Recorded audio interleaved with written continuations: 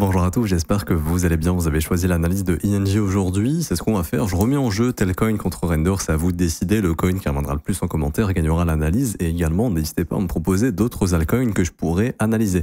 Je vous rappelle, nos algorithmes sont disponibles, ils sont mis en place, ils sont 100% gratuits et ils sont rentables. On vous a mis les résultats trimestriels, donc du trimestre précédent. Ici, donc, vous avez tous les résultats sur les algorithmes LIM, par exemple, les pourcentages de gains mensuels sur le trimestre. On vous a absolument tout mis. Vous avez également les résultats de l'algorithme SPT qui a fait 8,23 R sur le premier trimestre de 2025. Donc, c'est ce qui prouve que les résultats sont rentables. Pour obtenir ces algorithmes, c'est gratuit. C'est le premier lien en commentaire épinglé. Vous conservez 100% des gains également. Il vous suffit simplement de vous inscrire sur BitGate via notre lien partenaire parce que c'est sur BitGate que ces algorithmes vont s'exécuter. Vous créez votre compte, vous validez votre KYC absolument via le lien partenaire, sinon ça ne marchera pas. Ensuite, vous avez juste à cliquer sur ce lien, obtenir nos algos trading 100% gratuitement. Vous renseignez prénom, email, identifiant BitGate, vous cliquez sur rejoindre et ensuite pour les activer et les configurer, c'est très simple, vous cliquez sur ce lien, configure nos algos de trading. Et en fait, c'est simple, il y a 4 vidéos à regarder dans l'ordre 1, 2, 3, 4, on vous explique tout. Mettre en place les algorithmes, comment configurer les montants, configurer le risque, voir les trades qui ont été exécutés par les algorithmes, voir les gains qui ont été exécutés par les algorithmes, voir également les montants exécutés, etc. Et tout est transparent, il y a absolument tout. Et aussi comment mettre en pause les algorithmes si besoin, comment les relancer. Bref, absolument tout est expliqué. N'hésitez pas à en profiter, c'est gratuit. Et vous avez tous les résultats dans le Discord, donc n'hésitez pas à rejoindre le Discord et également pour consulter les résultats. Alors pour venir sur ING aujourd'hui, bon, on est toujours dans une dynamique qui est baissière, jusque-là il n'y a pas de secret. Quand on observe le prix, on voit que le marché répond toujours au fair value gap baissier parce qu'il forme des fair value gap baissiers, il ne forme pas de fair value gap haussier, ce qui prouve bel et bien que les vendeurs sont toujours en contrôle du marché pour le moment. Ici on peut voir ce fair value gap, ce rebond dedans, ce rejet, un nouveau fair value gap et la semaine passée on est venu dans ce fair value gap baissier, on est venu chercher 2 sommets weekly et également, hop, on est venu dedans, rejet, et donc le prix est automatiquement reparti à la baisse. Le point d'intérêt a été atteint, c'est-à-dire ce niveau ici des 8,14 $. On voit que pour le moment, on est en train de rebondir, alors rien d'extraordinaire, mais on a un rebond qui se met en place. On le voit ici, hop, vous voyez ici le faux rebond, le petit piège avant d'avoir le prochain rebond qui vient purger la prise de stop. Ici, il y a du volume, donc beaucoup de gens se sont fait sortir. Et là, on a le rebond qui s'identifie. Alors, c'est encore trop tôt pour parler de bottom, bien évidemment. Un bottom, ça va mettre du temps avant de se former, mais on va voir éventuellement les objectifs que le prix peut essayer d'aller chercher. Donc, on a comblé notre fair value gap mensuel quasiment à 100%, si ce n'est à 100%. Pas encore, il manque quelques centimes de dollars. Bon, ça peut être une zone sur laquelle on peut éventuellement former un rebond ou essayer carrément de bottom. Maintenant, si ING n'arrive pas, et pour l'instant, il n'y a pas de signal, mais on ne peut pas encore se dire oui, on va aller chercher cette zone, mais si ING n'arrive pas à former un bottom, son prochain point d'intérêt majeur, c'est les 6,36 $ et les 7,16 $. Mais je spéculerai plutôt sur les 6,36 $. Il y a même moyen que ce soit un plus bas trimestriel, peut-être. Ouais, donc là, il y a 2 plus bas trimestriels et on voit qu'on a un fair value gap trimestriel. Donc, si jamais on n'arrive pas à bottom, hop, là, je vous mets quarterly pour trimestriel. Si jamais on n'arrive pas à bottom, donc pour l'instant, c'est pas le cas, hein, on ira éventuellement purger le niveau des 6,36 $. En tout cas, ça sera notre prochain gros point d'intérêt. Notez également sur vos graphiques, sur les altcoins surtout, toujours le niveau des 88,6% de retracement. C'est souvent un niveau que le marché vient chercher lorsqu'il essaye de trouver un bottom, en tout cas lorsqu'on retrace. Alors, je vais m'assurer de prendre le point le plus bas. Voilà, ici. Et vous identifiez 88,6% de retracement. Je vous le dis, hein, très souvent, c'est ce que va chercher le marché. Donc là, vous voyez, on n'est pas très loin. On n'est vraiment pas très loin. Et en gros, ce qu'il faut se dire, hein, c'est que sur du long terme, plus tu achètes proche ou sous des 88,6, plus tu as des prix d'achat qui sont intéressants. Après, encore une fois, il faut avoir des convictions, se dire, OK, je suis convaincu que ING repartira à la hausse, etc. Si vous n'êtes pas convaincu par ça, ça sert à rien de se positionner dessus. Mais en tout cas, si vous avez des convictions, éventuellement, c'est une bonne zone. Maintenant, on va aller jeter un petit coup d'œil sur la tokenomics. Est-ce qu'il y a une tokenomics qui est catastrophique ou pas? Si c'est le cas, ça pourrait rendre les choses encore un peu plus compliquées. Alors, tout a été relié, si je dis pas de conneries. Pour être sûr, on va aller sur CoinMarketCap. On va écrire ING et on va voir si le circulating supply et le total supply sont égaux. Alors, circulating supply 99 millions, total supply 100 millions. Donc pour l'instant, oui, il n'y aurait pas de, pour l'instant, il n'y a pas de nouveau supply qui est prévu, si je comprends bien. Donc ça, c'est plutôt OK. C'est plutôt OK. Alors, ça c'est intéressant, ça. Le nombre de holders, total holders. OK. Depuis février à peu près, il y a à peu près 1000 holders de plus. Bon, c'est pas non plus énorme, mais il y a des gens qui achètent, qui continuent d'être un petit peu underwater, mais bon, c'est pas non plus dramatique.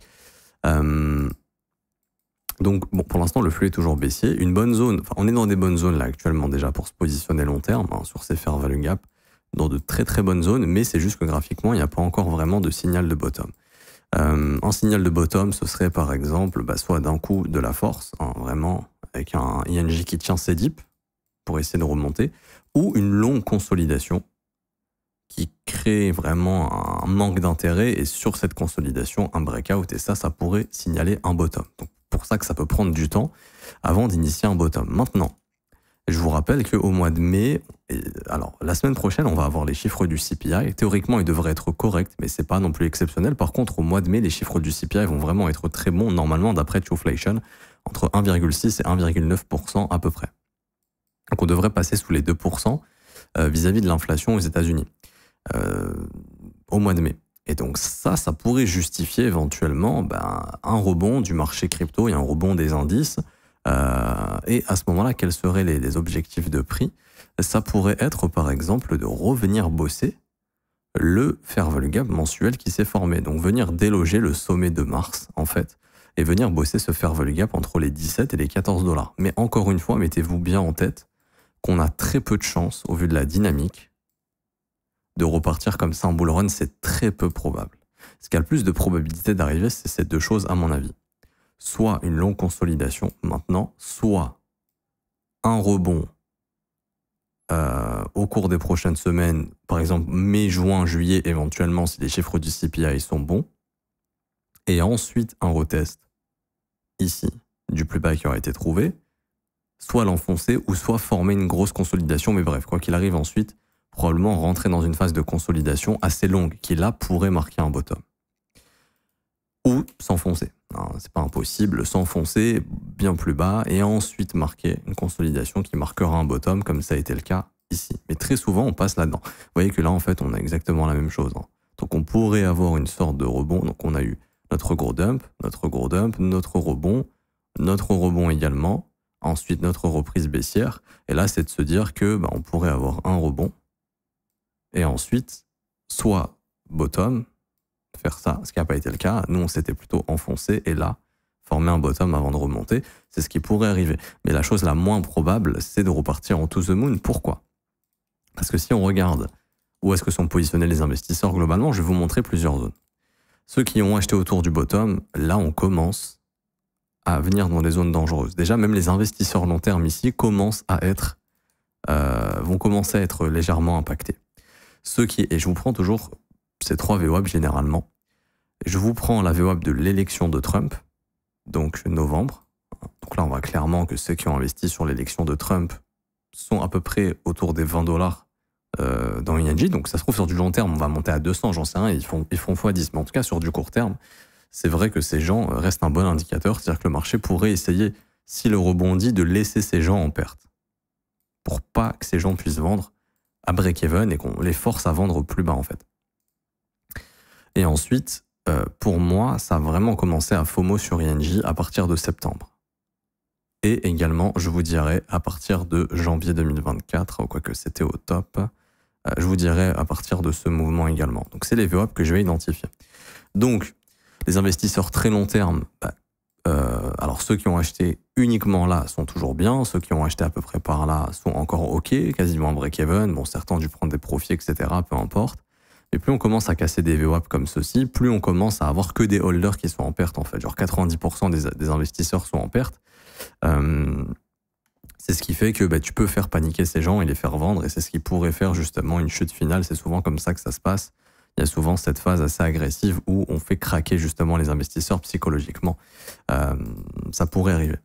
Et c'est de se dire que si on a un rebond, ça ne devrait pas dépasser ces VWAP. C'est-à-dire que par exemple, moi ce que je vous ai identifié tout à l'heure, c'est le sommet de mars. le sommet de Mars qui couvre un fair value gap, voilà, serait de se dire que un rebond ne serait pas déconnant. Alors quand, j'en sais rien, moi je pense que ça pourrait arriver au mois de mai, comme j'ai déjà expliqué dans une vidéo et dans 2 vidéos maintenant, avec le CPI, donc les chiffres de l'inflation qui devraient à mon avis permettre au marché de souffler un petit peu. Et voilà, je ne serais pas étonné qu'on revienne entre 14 et 17 $, mais qu'on laissera ce qu'on appelle les bag holders, donc en fait ceux qui ont acheté plus haut, en perte. Et donc c'est pour ça que si on fait un truc comme ça, eux, on les laisse pas sortir en gain, on les laisse en perte. Et c'est pour ça que si tu es investi dans INJ, vaut mieux vendre le prochain rebond s'il arrive, ok, pour sortir avec le moins de pertes possible, pour pouvoir récupérer une partie de son capital investi, que rester avec les bag holders qui, eux, vont pas vendre. Parce que là, en fait, les gens vont pas vendre. S'il y a un rebond, les gens vont pas le vendre parce que les gens vont être persuadés que c'est la reprise du bull run et qu'ils ont bien fait de holder et qu'ils vont avoir raison d'avoir holdé. Sauf que ce qui a le plus de chances d'arriver, sachant que la dynamique est baissière, et d'ailleurs on a un breaker block bearish ici, ben, ça va être en fait de éventuellement retravailler ce breaker et se faire value gap mensuel. C'est pour ça que comme je vous dis que un INJ qui revient à 16-17 $, ça m'étonnerait pas nécessairement. Mais je pense pas qu'on ira bien plus haut que ces zones. Je pense que si on a un pump, on n'ira pas bien plus haut que ces zones, malheureusement. Et que derrière, ça nous ramènera dans une reprise baissière, en fait. Une reprise baissière, parce que clairement, la dynamique est baissière ici, et pour l'inverser, ça va mettre du temps. Et parce que j'ai la conviction que ceux qui ont investi n'ont pas encore lâché l'affaire. C'est un peu comme ici à l'époque, hein, si je vous mets une VWAP sur le bottom, vous voyez, quand on a commencé à péter la VWAP de bottom ici, là, ça a commencé à paniquer. Donc il y a eu la cassure, le rebond qui s'est formé, et ensuite la reprise baissière, parce que là, tu as tous les holders qui sont en perte. Ceux qui ont investi au top étaient en perte. Vous voyez, le marché n'a pas fait le cadeau, on les laissé ressortir ici. Là, il aura fait un cadeau de rebondir, mais les gens se sont dit, bon, bah c'est reparti to the moon, sauf que non. On est juste revenu combler ce fair value gap, et ça nous a renvoyé à la baisse. Ici, on le voit, il y a une grosse distribution dans ce fair value gap, et on a continué de chuter. Alors, ça ne veut pas dire qu'il va se passer ça, mais tout ça pour dire que s'il y a un rebond, il y a plus de probabilité que ce soit un rebond qu'une vraie reprise. Ça, faut bien se le mettre en tête. Et rien n'empêche, hein, par exemple, imaginons ça rebondit, hop, tu sors, et si derrière le prix reste fort et montre des signes de force, rien n'empêche de re-rentrer et de bénéficier du prochain pump. Mais c'est très peu probable qu'on fasse ça. Et en fait, c'est ce que les gens attendent. Les gens ne veulent pas vendre parce qu'ils ont peur que d'un coup, ça reparte comme ça. Alors que c'est la chose la moins probable. La chose la plus probable, c'est rebond, consolidation, bottom, ou rebond, continuation baissière, et puis longue consolidation comme ici dans la capitulation. C'est la chose la plus probable. Ça, c'est la chose la plus probable. Déjà, le rebond, je suis pas sûr qu'il va arriver. Moi, je spécule sur un rebond au mois de mai grâce au bon chiffre du CPI, à mon avis. Mais comme je dis, rebond, c'est pas to the moon. Je vous avais montré un petit peu les impressions de stablecoin. C'était pour vous dire, voilà, il y a des stables ici qui ont continué d'être imprimés, qui pourraient justifier un rebond sur les altcoins. Parce que là, il y a du cash sur les exchanges en fait qui est prêt à être injecté. C'est pour ça que quand je regarde les réserves de cash sur Binance, les exchanges, etc., je vois qu'elle est assez élevée. C'est pour ça que je me dis qu'en cas de bonne news, ça va motiver ces gens à acheter en fait, qui ont du cash sur les exchanges. Mais ce ne sera pas suffisant pour relancer un méga bull run. Ça, faut bien le comprendre. Sachant que l'impression de stablecoin, certes, continue, mais que de plus en plus, elle se réduit. Donc, c'est ce qui fait que malgré le cash qu'on a en réserve, ce ne sera pas suffisant pour relancer un bull run s'il n'y a pas une nouvelle impression assez forte. Et pour l'instant, ce n'est pas du tout le cas. Donc, c'est pour ça que tout pointe vers un éventuel rebond au mois de mai. Grâce au CPI, peut-être mai, juin, juillet, voilà, l'été, des rebonds qui se forment, etc. Donc, les gens qui sont en vacances, qui voient leur bague remonter un petit peu, se disent ok, ça sent bon, on a bien fait de holder, la chute est finie, sauf que derrière, à la rentrée, probablement une reprise baissière. En tout cas, moi, c'est comme ça que je vois les choses. Après, je pourrais ajuster ma vision, etc. Mais là, je me dis que pour le mois de mai, ce serait pas déconnant d'avoir un rebond des marchés. Mais encore une fois, il va falloir bien comprendre que pour le moment, ce ne serait qu'un simple rebond. Et voici un petit peu les zones qu'on pourrait avoir sur INJ. Maintenant, le jour où ça pose un bottom long terme, peu importe ce qui se passe, qu'il se passe ça, ou qu'il y ait un rebond et qu'ensuite il se passe ça, ou qu'il y ait un rebond, une poursuite baissière et ensuite une longue consolidation, bref, je lis pas l'avenir, je peux pas savoir ce qui va se passer. Et le jour où un bottom se sera formé, par exemple en ayant rompu cette trendline en ayant bien consolidé. Donc là, je te fais un rebond, tac, tac, tac, et je pète la trendline, je te fais mes structures de l'autre côté, un peu comme ici. Hein. Hop, on pète la trendline, on fait des structures de l'autre côté, boum, on repart. La question, c'est est-ce qu'on arrivera à aller faire un nouvel ATH ou pas? Et pour calculer vos objectifs, et je m'arrêterai là-dessus, bah vous allez prendre votre FIB et vous allez noter tous ces niveaux. Alors, vous allez noter les sommets annuels, donc le sommet de 2025, le sommet de 2024, donc le sommet de 2024, il est ici. Vous allez noter ce sommet ici trimestriel, le dernier trimestre de l'année 2024. Vous allez noter le sommet de l'année 2025 qui est ici à peu près autour des 25 $. Vous allez noter le premier arrêt, 38,2. Vous allez noter le retracement de moitié 0,5, qui n'est pas Fibonacci, mais un retracement de Gann. Vous allez noter le ratio d'or 61,8 et donc ce qu'on appelle la zone de rechargement de short. Vous allez noter ensuite le sommet, bien sûr, l'ATH, et vous allez noter les zones d'extension. Et en fait, tout ça, ça peut être des objectifs de prise de bénéfice. Par exemple, si je vous prends en précédent cycle, on est venu top dans la zone d'extension 161,8-200. Donc si l'histoire se répète, et pour l'instant c'est fou, mais la dynamique est exactement la même, si je la superpose, c'est un truc de fou, mais c'est exactement pareil. Peut-être qu'on rentrerait dans notre phase de consolidation, et ensuite s'il y a un futur pump, bah, si l'histoire se répète, essayez d'aller chercher les zones d'extension. Vous pouvez même relier vos deux ATH, et ça vous donne une belle target. Donc là on voit que par exemple, je sais pas moi, mais... courant, vous voyez là, vraiment on suit parfaitement ici, hein, la pattern c'est exactement la même. Donc on pourrait passer via cette longue consolidation et cette remontée des prix, et on voit que la trendline haussière nous ramènerait éventuellement sur la zone des 161,8 à 200%, donc ce serait autour des 80 $ aux 100 $. Donc imaginons si on a une grosse accumulation, ça peut être une bonne opportunité si vous avez encore des convictions sur INJ. Mais toujours étape par étape, crescendo, c'est pas j'achète maintenant 8 $ et je me dis ouais c'est sûr qu'on remontera à 80, vous en savez rien.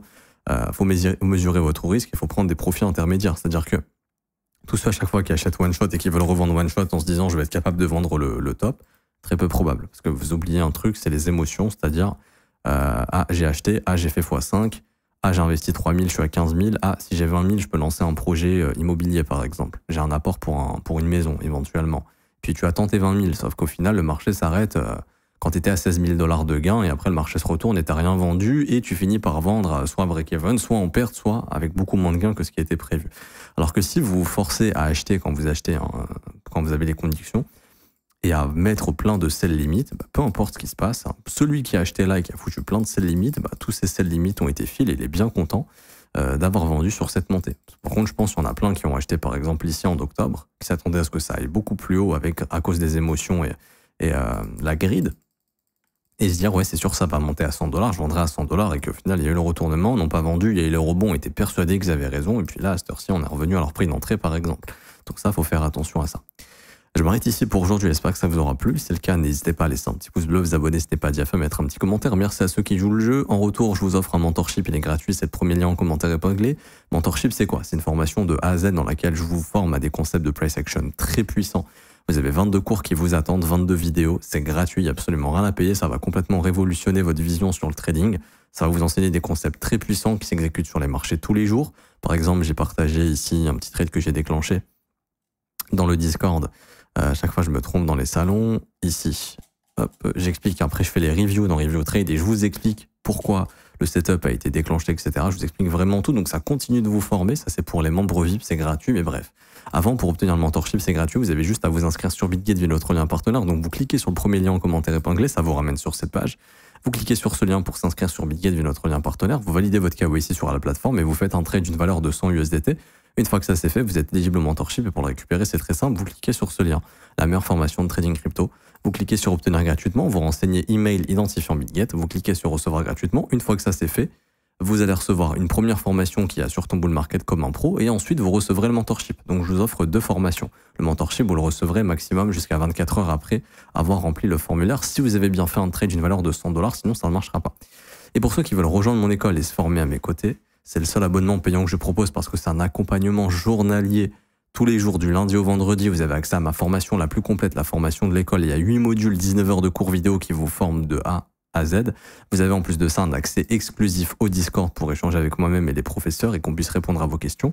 Et vous avez en plus de ça des analyses tous les jours quotidiennes en direct, mais c'est aussi dispo en rediffusion. J'analyse vos coins, on trouve des opportunités ensemble. Je vous explique ce que je fais sur les marchés. Est-ce que je rentre, est-ce que je reste en dehors du marché, etc. Et quels sont mes plans. Le prix est de seulement 49 € par mois, c'est sans engagement. Vous avez aussi les offres 3, 6 et 12 mois si vous le souhaitez. Et vous avez également les témoignages des membres si vous voulez vous faire une petite idée avant de nous rejoindre. En tout cas, vous serez les bienvenus, vous serez bien accompagnés. Moi, personnellement, je m'arrête ici. On se retrouve très bientôt. Bonne journée. Ciao, ciao.